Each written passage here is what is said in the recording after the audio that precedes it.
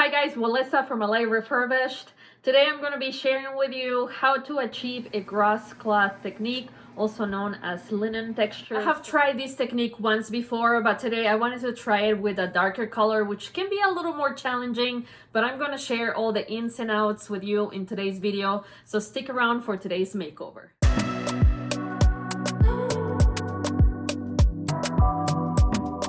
This dresser might look blondie on the outside, but check out the red tones of this dull version where I left the wood exposed on the edges. This one looks modern and sleek, but I'm gonna give it a totally different look today. I'm gonna start by scraping off any crustiness from the top using my scraper. It's also getting a quick wipe down on the outside with some simple green degreaser and a rinse on the inside with water. The damage on this piece is really minimal. Even if it had a good amount of damage, the finish that I'm trying on it would help covering it up. By sanding with 120 grit, I'm gonna help knock down any sheen that this piece has so my paint has some good adhesion, but I'm also trying to get those dings to a bare minimum.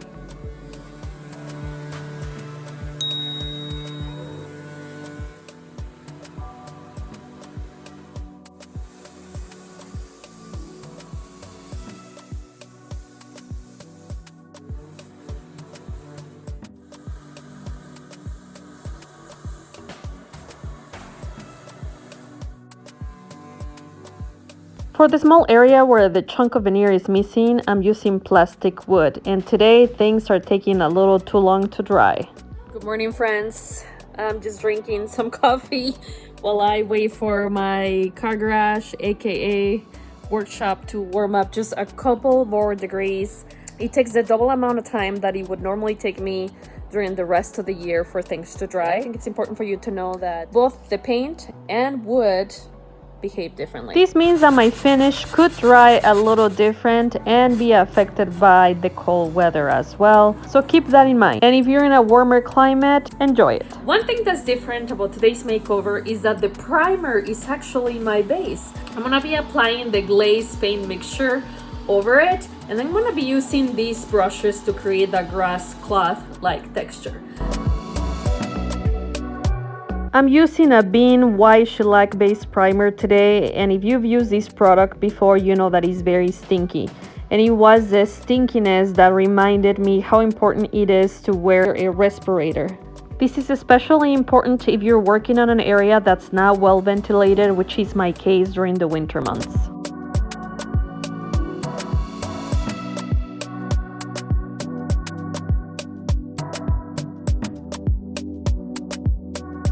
Primer is completely dry. I'm gonna do a quick scuff sand with a 220 grit. The surface needs to be completely smooth and clean before we can paint.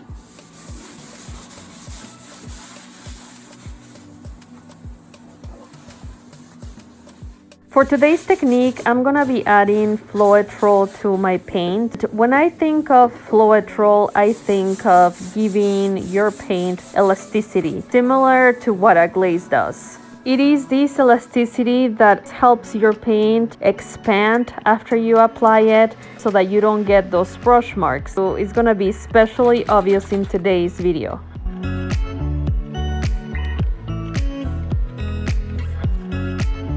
And I want to share with you something that helps me gain some confidence every time I'm trying a new technique. I don't know if it's psychological, but it really helps me get a good idea of what I want to do once the paint is there. I test the motion without paint or anything to get a feel of how that brush stroke is gonna go. And once I feel comfortable with the way I'm doing it, I'm not turning back.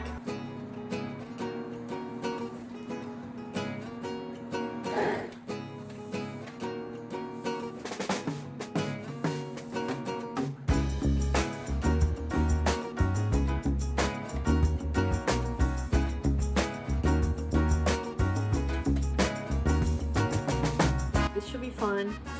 Let's do it.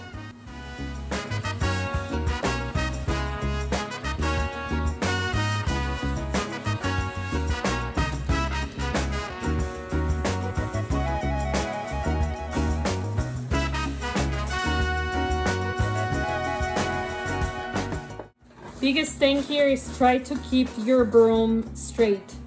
And keep offloading whatever paint is sticking to it. All right, here we go.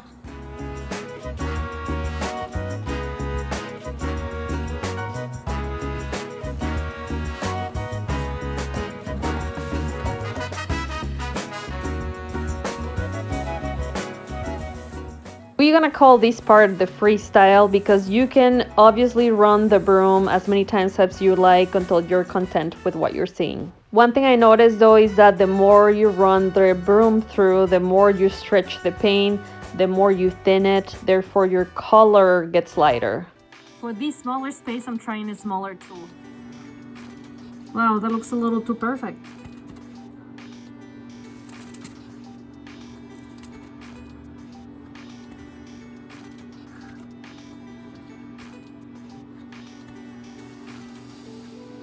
I don't know that I like that. Can I correct it? I'm gonna try. I feel like it's gonna look too different. Okay. I'm showing you here a little bit of that internal process that my brain is going through, trying to figure it out which tool I like best, what type of texture I left. And I found that this little black one, this yellow, and the regular broom one were the best ones for me. Because I kept forgetting the following myself, I feel like I need to repeat it once again. Every time you're running that brush through, no matter what size, make sure that you're grabbing the napkin and wiping off the excess that's accumulating on the bristles.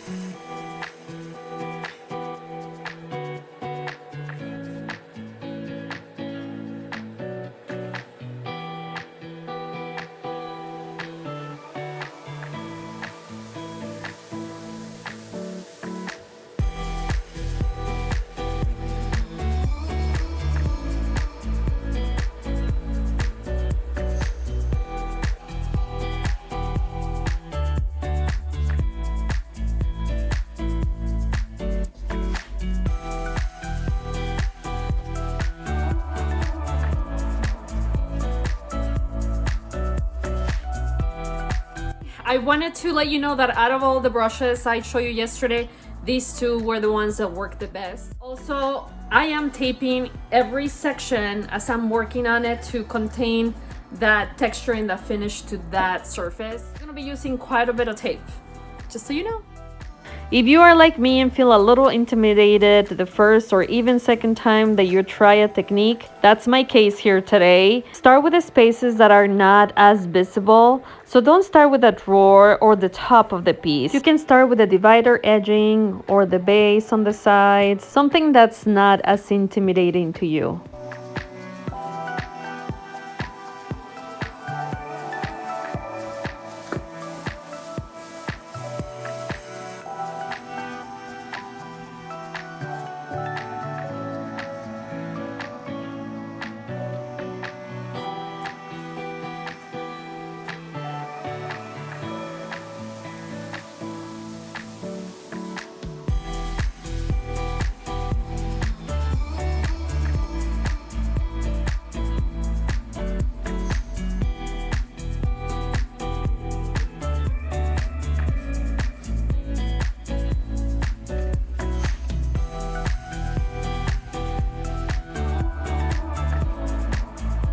Full disclosure here, a couple of the drawers didn't look as even or didn't match the rest how I thought they would. For that reason, after the paint dried, I sanded those drawers back down to remove the paint, did another coat of primer, and started over. In a couple of minutes, I'm going to show you a different technique that I applied to those areas that I thought that didn't look as even as they should, or as I thought they should.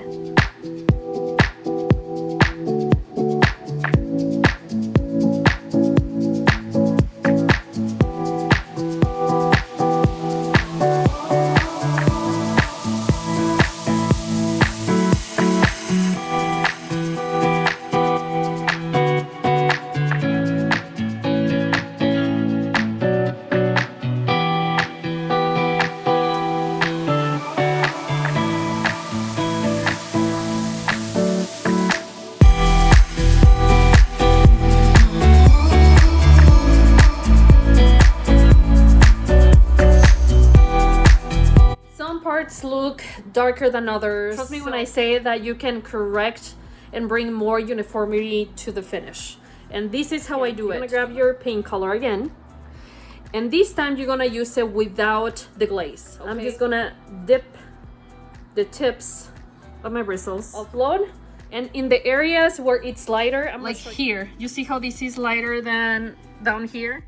Run it through.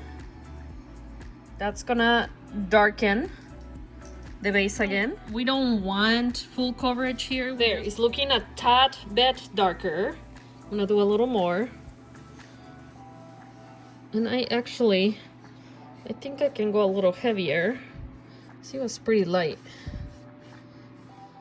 I applied the same technique throughout the dresser where I spotted some areas that were lighter than the rest. Same thing, but this time with the white color. I'm gonna do the lines horizontal, vertically, trying to even the pattern here.